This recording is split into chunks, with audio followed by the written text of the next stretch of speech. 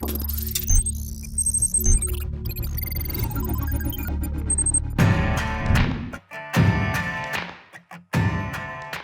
Nissan Magnite is the latest to arrive in India's very exciting subcompact SUV segment.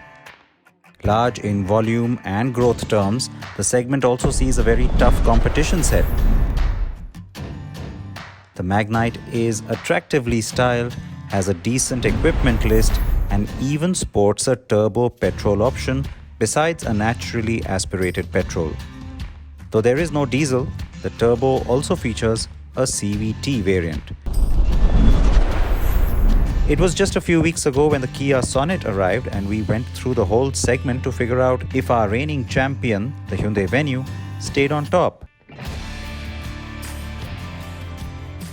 The Tata Nexon did not show up for the clash, and we are tired of explaining that we did not intentionally keep it out.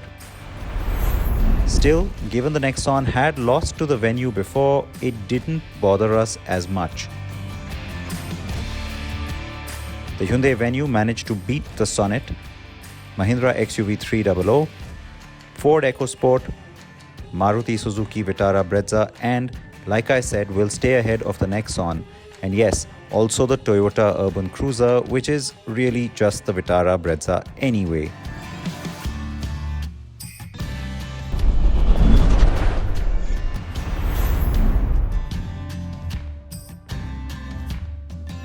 And that's why any new entrant to the subcompact SUV segment has to take on the benchmark. New Nissan Magnite pitting itself against what we consider the winner so far in the subcompact space.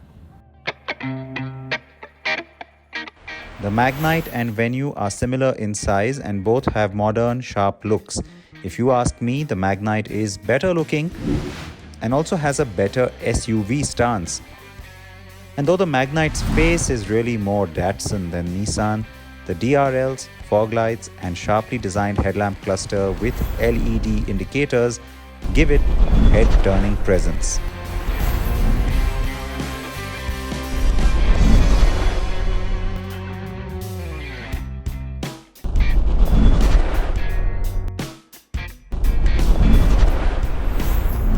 The Venue looks modern and different though, with its slim DRLs up top and headlights down low. Both have two-tone roof options and LED lighting. The Venue also gets the sport trim that's a bit edgier with red elements.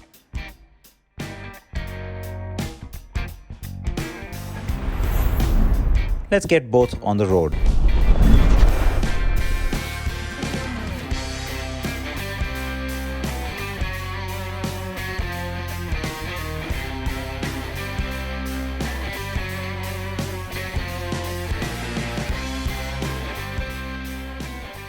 The Venue has an array of engine options: petrol, turbo, petrol, and diesel. And then there are the gearboxes: manual and clutchless manual or IMT, and dual clutch auto or DCT options on the turbo. The car drives well, handles well, and has a comfortable car-like feel. The sporty performance on the turbo and the good dynamics are its strengths. The 7-speed DCT has paddle shifters at the top end, which is cool. A look at its drivetrain options.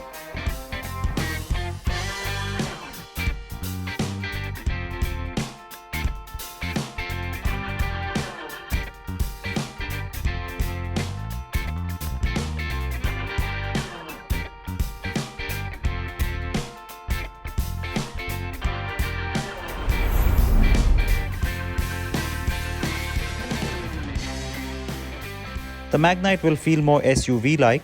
There is a touch of body roll, but otherwise the turbo here is also very punchy and fun. The CVT is not as exciting as the DCT for sure, but offers attractive mileage, drives well, and the Magnite feels light and zippy, but does also feel less well built, as I said in my review. The car's NVH or noise, vibration and harshness could be a lot better. The steering is good, but a bit too light for my liking.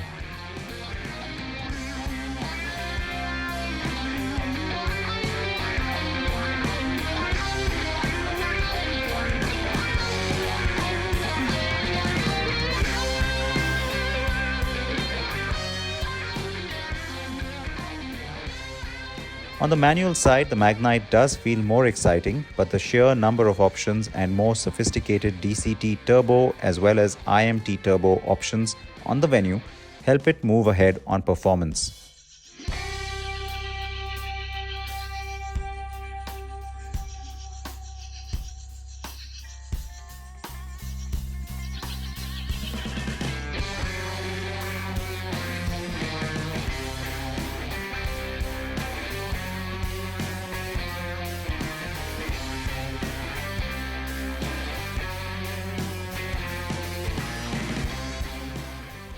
Now, Nissan's making a very big deal about how tech-heavy and gadget-heavy the Magnite is.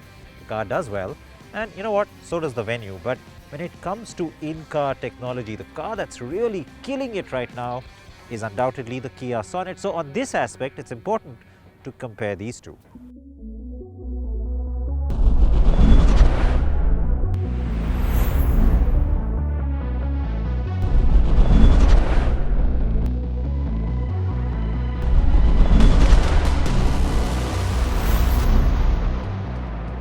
The Sonet is immediately more upmarket and opulent by comparison.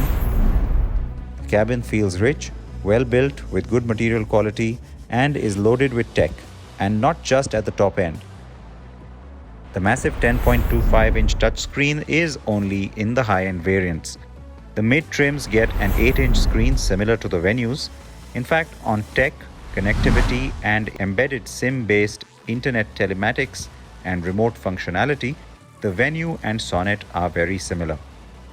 Kia's Yuvo Connect, telematics and connectivity solution, inbuilt air purifier with its virus protection claim, and the Bose sound system sure do get your attention.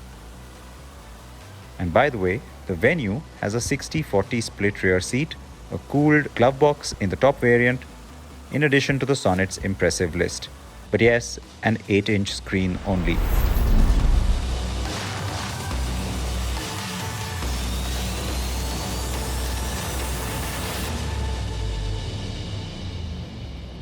The Magnite's 8-inch screen is actually really nice in terms of shape, position, and operation.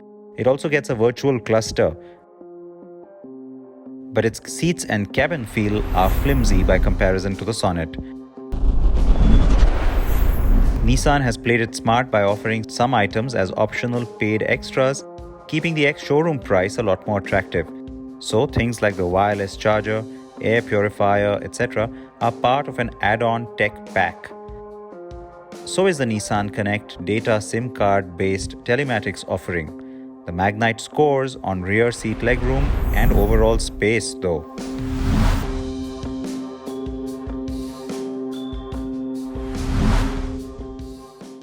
All three do reasonably well on safety with dual airbags, seatbelt reminders and ABS as standard. The Sonet and Venue do have higher variants with 6 airbags, while the Magnite does not. The part which remains unknown is their crash capability. Neither of these cars has been tested that we know of, and we have no scores to share. On safety, the Nexon and XUV 300 remain the benchmark cars.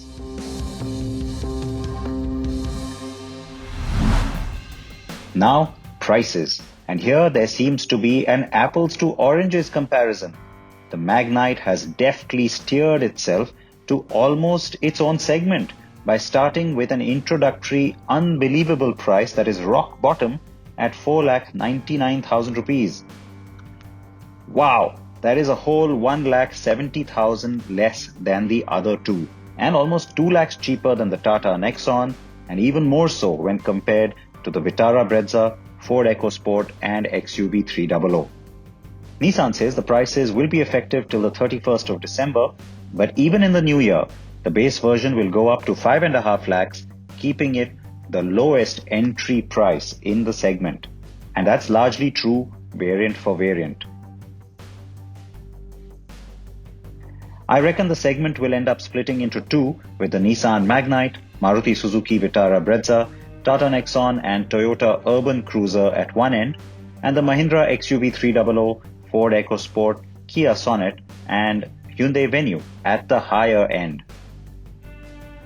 given the prices, we simply cannot ignore the value the Nissan Magnite offers. It is not the best in terms of its build or its cabin finish, but it does sport a great turbo engine option, a decent equipment list, and hence comes out looking shiny and new in this three-way fight.